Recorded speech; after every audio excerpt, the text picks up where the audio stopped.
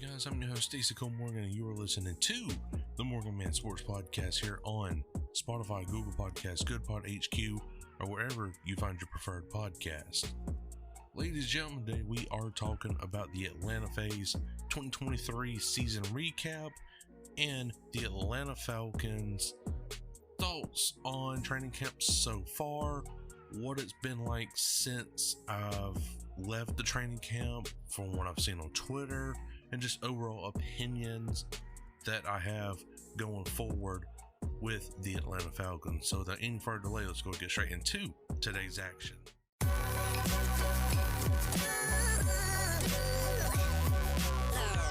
The following is a presentation of the Belly Up Sports Media Network. Welcome to the Morgan Man Sports Podcast. I'm your host, Stacey Cole Morgan. Here on the Morgan Man Sports Podcast, we talk Atlanta Falcons news, pre-game predictions, and all other news surrounding the Atlanta Falcons. Touchdown, Atlanta! Also on the podcast, we talk Call of Duty League, esports, covering roster mania, major predictions, COD champs, player trades, and much more to get you ready for every single CDL weekend. Scuff goes through, and Scuff steps, wins the one-on-one, and Optic with the reverse sweep. If that sounds good with you, put on your Falcons jersey, grab your gaming headset, and let's get this show started.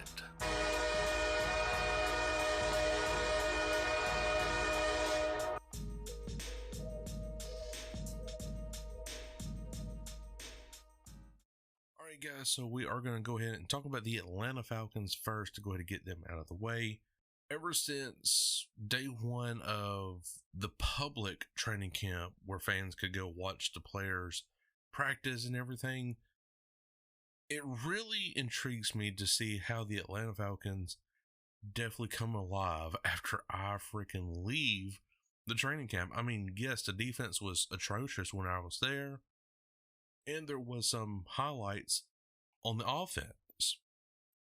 But whenever I left, in like days 3, 4, 5, 6, 7, 8, whatever the case is right here, the Falcons are coming alive on offense, especially. Defense is still standing out.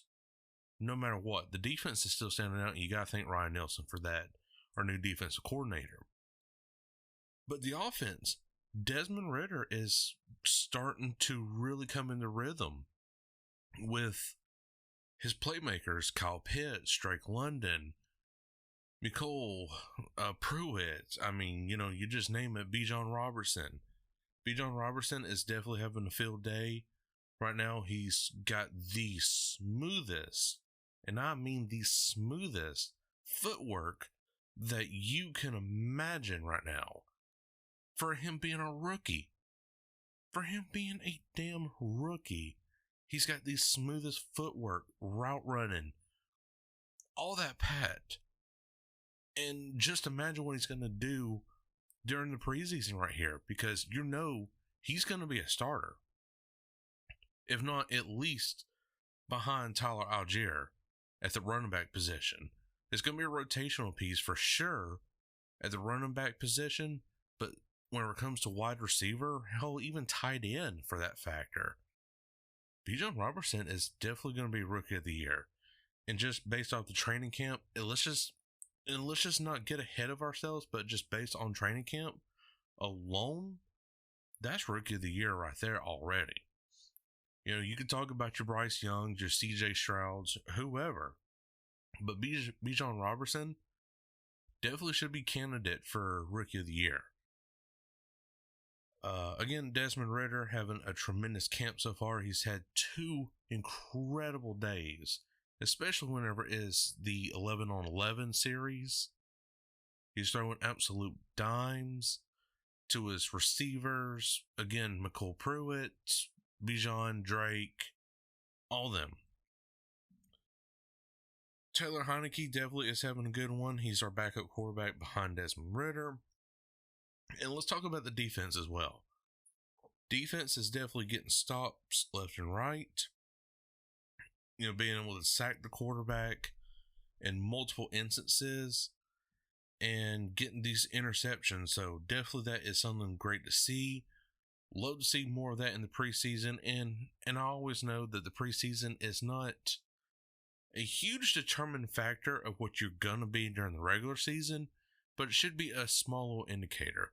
It's just like last year, the Falcons near about went 3-0 in the preseason and was flawless on all sides of the ball, offense and defense, but that just did not translate in the regular season because we finished dead last in our division at 7-10, but so did the Panthers and the New Orleans Saints, and the Buccaneers finished 8-9 at first of the division, excuse me. So those little pieces that the Falcons were missing, you really got to sit here and think, damn, if we would just had those few pieces last year, we would have been a playoff contender with a 9-8 record instead of 7-10 or 8-9. We would have had a winning record. Like that Chicago Bears game, we could have won that. The Saints game where Desmond Ridder almost came back and won that game for us. He got progressively better. First game out on the field against New Orleans, yeah, he did okay. Second game against Baltimore, definitely really great, but still not just like excellent. You bring him back home to Atlanta against the Arizona Cardinals, balled out right there. And then the fourth game, the last game of the season, I should say, tremendously balled out. Had touchdowns, had runs, hit his targets left and right. Tyler Algier hit 1,000 yards on the season. I mean, everything was clicking right there towards the end, but it was too late. So now we got Bijan. We got a defense coordinator who's really going to be tough on these guys. And I think this is going to be a 10-7 win team. Hell, maybe even 11-6 wins at that for the Atlanta Falcons. So shout out to the Falcoholic, Kevin over there. I've been mostly keeping up with him through Twitter right here to give you guys the information. So shout out to Kevin from the Falcoholic, or I believe Nation Podcast Network. So guys, what do you think about the Atlanta Falcons so far? Do you think this is the year that, I'm not going to sit here and say Super Bowl, but I'm going to say at least the playoff appearance? Maybe a divisional round exit at best for the Atlanta Falcons, and then that's when you guys sit here and start thinking, okay, we're a playoff team now next year. Do it again and get us to the damn Super Bowl, Arthur Smith, because us Atlanta fans, we are hungry for a Lombardi trophy to be brought back to the city of Atlanta, because it's never been to the city of Atlanta, but we'd love to damn bring it. So speaking of Atlanta teams that actually has won a trophy, guys, the Atlanta Faze has definitely had an incredible season this past year.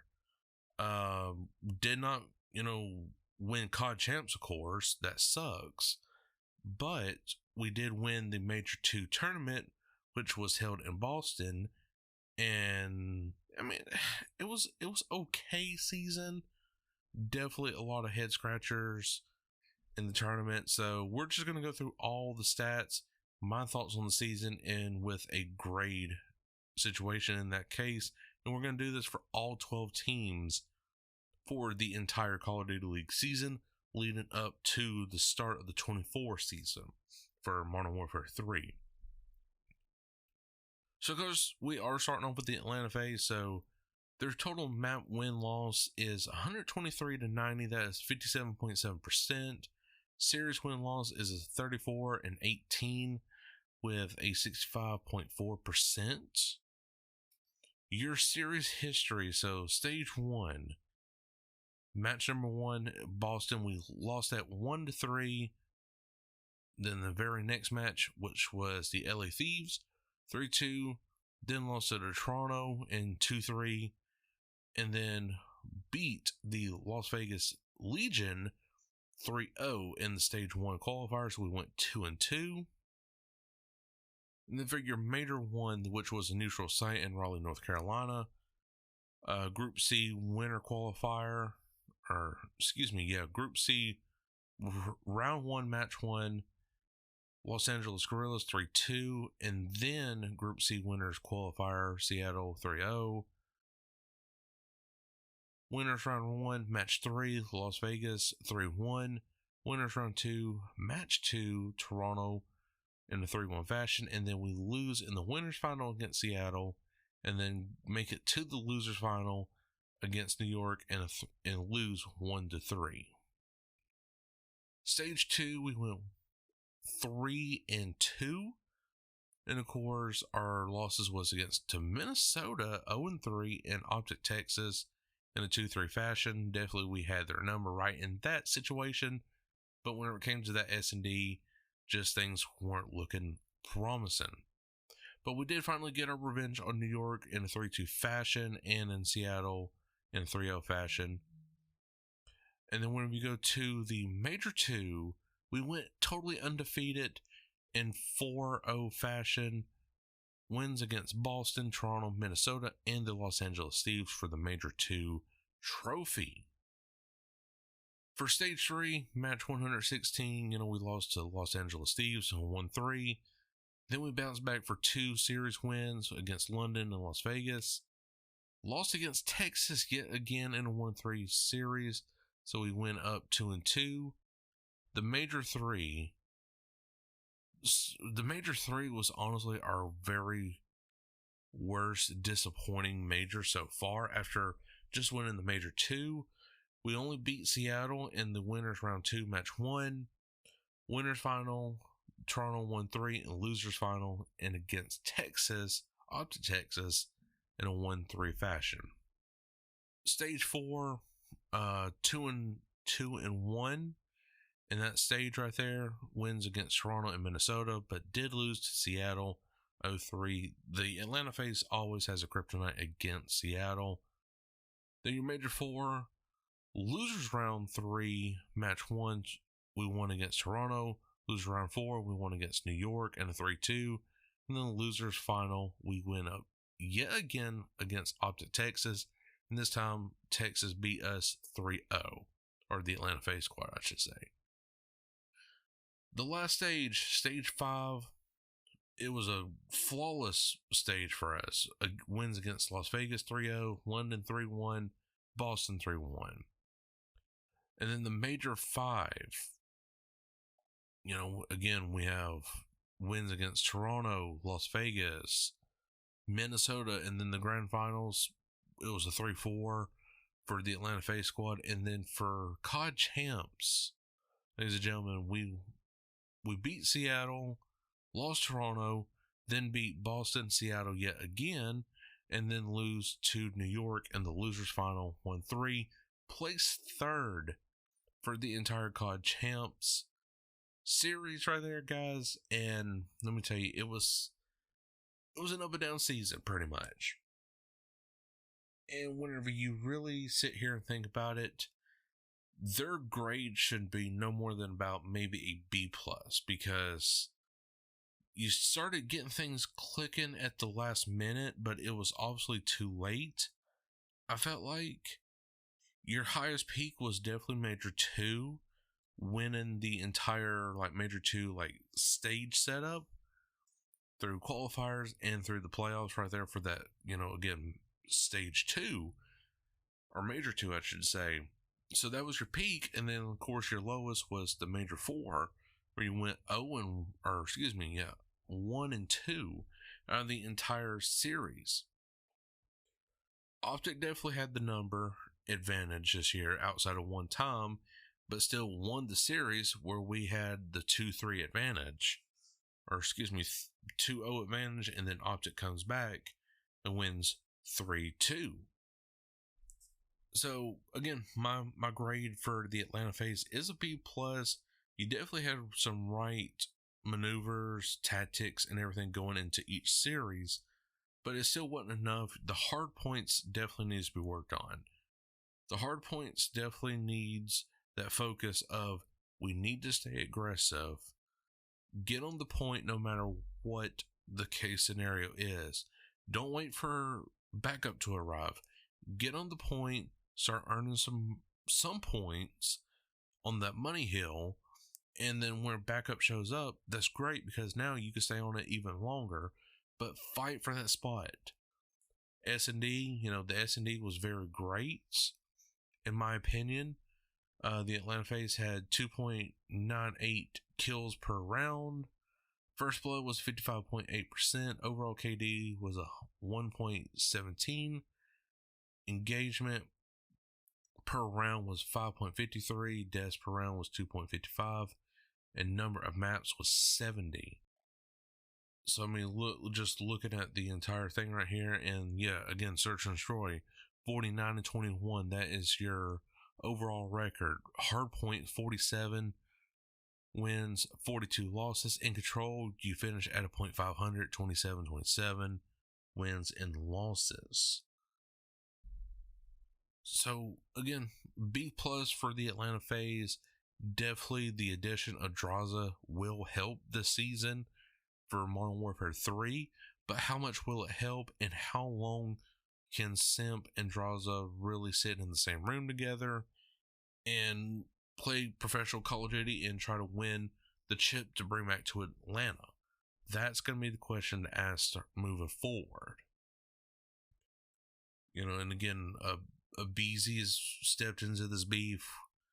Celium tries to stay out of it. I've never seen really much of Twitter engagement from Cell, but he responds by, gunning you down and, making you suffer for, what you said about him, like in game.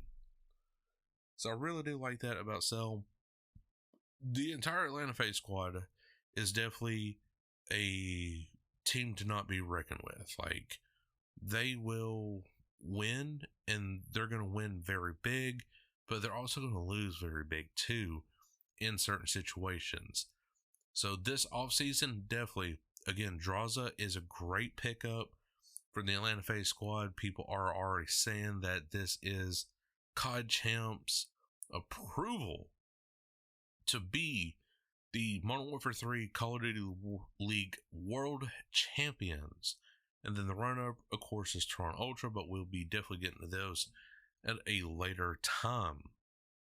So for all my Call of Duty League fans, what do you think about the Atlanta Faze? What is your grade score for the Atlanta Faze? Mine is a B+. Your highest peak this past season was Major 2, winning the trophy finally and breaking that curse of not winning a single major in the Vanguard season since the Cold War year for the 2021 season. So it's been a long time. So guys, I hope you did enjoy it. If you did, make sure to like button wherever you are listening from, iHeartRadio, Spotify, Google Podcasts. Make sure you are subscribing and listening and giving a 5-star rating on Spotify and Apple Podcasts. It sure does mean a lot. Check out Belly Up Sports Media Network. Coverage from all kinds of college football teams is on there.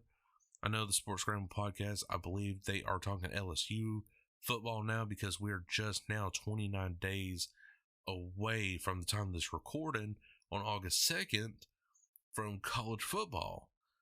And of course, one day from NFL football, which by the time you're hearing this on Friday, you already know that the Browns or the Jets have won their very first preseason game.